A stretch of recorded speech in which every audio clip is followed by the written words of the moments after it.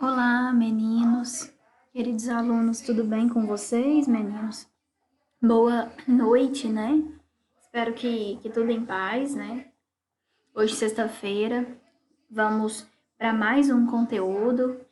Como semana passada nós trabalhamos o conteúdo de controle de qualidade, essa semana vamos trabalhar o conteúdo de ética, né? Como a gente começou a fazer, certo? E o tema que eu trago para vocês hoje, né, desse artigo, é saúde pública, bioética e equidade. Eu achei um tema bastante interessante para a gente trabalhar, né? Porque vem muito a calhar também com o que a gente está passando, de certa maneira, né?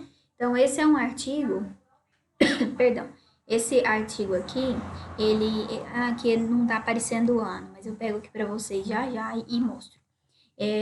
Esse é um artigo, então, que foi publicado, né, um artigo brasileiro mesmo, feito por pesquisadores brasileiros, né, como vocês podem ver aqui. E em resumo, esse artigo, eu vou ir resumindo, grifando, como sempre a gente faz, né? Então, esse artigo sugere por quais bases éticas deve a bioética guiar o debate da distribuição de recursos escassos, né? Olha só que interessante. Por meio de uma análise da ética da responsabilidade individual e pública e de uma apresentação do debate sobre a alocação desses recursos em alguns países, certo? De que maneira e para onde vão todos esses recursos, né? Bom, então ele começa, vem, né, as partes principais, né, que eu vou trazer para vocês, eu li anteriormente e vou grifar com vocês as partes que eu achei mais interessantes. Então ele começa falando, né, da saúde como um direito social ou é um direito humano, né, um direito de que cada ser humano tem, né? Então ele começa assim: talvez não precisássemos de números tão assustadores para introduzir uma posição já anteriormente defendida por outros bioesteticistas. No entanto, o investimento de US$ 4 por ano por pessoa é sempre um argumento poderoso para iniciar uma discussão, né? O que queremos mostrar, todavia, é que apesar do montante de dinheiro investido ser uma questão importante para a discussão da ética e da alocação dos recursos, não podemos ficar reduzidos a esse aspecto, pelo risco de cairmos na circularidade do argumento. Ou seja, né, para onde será que vão esse dinheiro, né, esses recursos, eles são alocados para onde, né? Porque assim, muitas vezes, como a gente fala na saúde, né, é óbvio que é necessário que tenha verba, né? Saúde sem verba, ela não se faz. Vou dar o exemplo da Covid, que a gente está passando, né, pela situação. E por que do isolamento? Óbvio que, né, para evitar, né, reduzir o número de óbitos e tudo mais. Mas o governo sabe que o Brasil, ou vamos dizer, o estado de Goiás, né, o nosso aqui que a gente tem conhecimento, que o, o, o número, a quantidade de leitos, né, de UTIs que nós temos aqui não é o suficiente para todo mundo. Então, o governo, sabendo disso daí, né, é por isso que é necessário fazer isolamento e tudo mais. E aí é onde a gente muitas vezes fica se perguntando, para onde vai todo esse dinheiro, né, dos impostos que são pagos e tudo mais? Para onde são alocados esses recursos, né, que às vezes não vão para a saúde, já que a saúde, na visão de vocês, ela é realmente um direito social ou ela é um direito humano mesmo, de cada um, né? Eu achei interessante que ele traz assim também, ó. De qualquer modo, vivemos em um país em que a escassez de recursos é uma realidade, fato, né, pessoal? Que todo mundo sabe. O que torna o valor investido na saúde per capita, ou seja, por pessoa da população, muito baixo, muito abaixo do estipulado como necessário da Organização Mundial de Saúde. Então, é como se a gente falasse que o valor para cada ser humano seria um valor X e a gente tem a metade desse X sendo investido para cada pessoa. Ou seja, isso não é o suficiente, né? Então, este dado será o pano de fundo de onde partiremos para refletir sobre a questão bioética sugerida por um simpósio, né, que houve, ou seja, como fica a ética frente à escassez, né? Então, pessoal, eu achei interessante, né, quando ele vem falando assim, aqui ó, também, bem aqui abaixo. Substituir direito à assistência pelo direito à saúde pode parecer aos mais desavisados um mero jogo de palavras daqueles postos para surgir efeito. Entretanto, Se, por um lado, o direito à saúde toca em questões nodais da justiça social, por outro, o não cumprimento do direito à assistência pode ser visto como mera consequência de ineficácias administrativas, né? Então, assim, porque muito o que a gente vê é que o dinheiro chega, mas o dinheiro, ele chega, né, no estado, por exemplo, mas ele não chega até a área hospitalar, né, onde deveria, né? Então, será o que acontece nesse meio do caminho? E aí, outro ponto que a gente tem que lembrar, quando a gente falou isso daqui, como fica a ética frente à escassez. Vamos imaginar, mais uma vez eu volto na questão do Covid para fazer vocês pensarem. Imagine, né, uma situação em que é necessário uma UTI para um idoso e para uma criança, só tem uma UTI disponível. Vocês acham que essa UTI ela vai para o idoso ou vai para a criança? Vou deixar vocês pensando aí, né? E é isso que a gente está falando, como é que fica a questão da ética frente à escassez, porque saúde é um direito humano, é um direito de todo cidadão, seja ele idoso, seja ele criança ou não. Então, como é que fica a questão da ética nesse caso?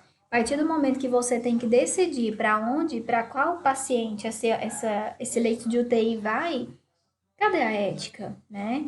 Entendem? Olha que interessante. E aí, outro tópico que ele vem trazendo é a ética da responsabilidade individual e pública, né? Então, ele vem falando assim, ó, esse pedacinho aqui abaixo. Dentro de uma escala de obrigações de complexidade crescente, mas de deveres proporcionais, como se pode mensurar a ética da responsabilidade individual de um simples funcionário administrativo do centro de saúde que trata mal os usuários, né? Ou seja, aí ele vem trazer outro exemplo. Do maqueiro que faz corpo mole, entre aspas, na portaria do pronto-socorro, do motorista que alega desvio de função ao ser solicitada ajuda para acomodar um acidentado na ambulância. Então, assim, dentre outros tantos exemplos que constam aqui para a gente. Ou seja, pessoal, além disso, esse artigo ele traz uma reflexão bastante interessante mesmo sobre ética e saúde como um todo, além de recursos, né? Por quê? Quando a gente fala essa questão ética e saúde, né? Todo mundo, né, tem que essa ética de dar responsabilidade pública aqui, a ética ela consiste nisso que a gente está trazendo aqui, né? Ética da responsabilidade individual, né? Ou seja, nível de comprometimento de todo mundo. A partir do momento que, vamos voltar lá no título, essa saúde pública não é amparada pela ética, nada vai sair da maneira devida, né? Ou seja, equidade. Quando a gente fala em equidade, é uma igualdade, né? E será que realmente a gente vem vendo a equidade, essa igualdade sendo trabalhada, né? E outro ponto aqui que ele vem falando, né? Nesse pedacinho, os altos custos dos tratamentos em saúde, que incluem inúmeras provas de laboratório, que a gente sabe, e outros exames delicados e caríssimos, como consequente inacessibilidade, a crescente número de pessoas tem levado alguns pesquisadores a levantar inquietantes interrogações sobre o futuro, no que concerne ao enfoque das descobertas como um bem comum, como privilégio para poucos, né? Então, a gente sabe que um plano de saúde, por exemplo, hoje, aqui no nosso estado, que a Unimed é um dos melhores, então, um plano de saúde Unimed para, por exemplo, né, quem tem a nossa idade, assim, entre os 20 e 30 anos, né, é um tanto quanto, né, cerca de R$ 200, 300, né, por aí. Quanto mais a idade vai passando, obviamente que mais caro vai ficando. Então, o custo é muito alto, chega a quase R$ 1.000 um plano de saúde, né, dependendo da idade. Então, assim, outros exames também são caríssimos. Cadê, né? Onde está a equidade nesse caso, tá? Então, aqui ele vem trazendo essas questões mesmo com consequências sérias, né? Então, ele vem até trazendo aqui no finalzinho, as consequências sociais dessa revolução biológica serão imprevisíveis. É claro que não poderão beneficiar 10 milhões de indivíduos e os benefícios tocarão somente aqueles que tiverem meios para pagá-los, né? Então, infelizmente, hoje a saúde, quando a gente fala em equidade, será? Eu deixo até para vocês, assim, essa questão, esse ponto dessa pergunta, se será que aqui a nível de Brasil a gente percebe essa equidade, né, de saúde? Quando, por exemplo, a gente vai num posto de saúde, né? E às vezes o atendimento ele demora para acontecer e você vai num sistema particular, você está pagando particular ou você tem um plano.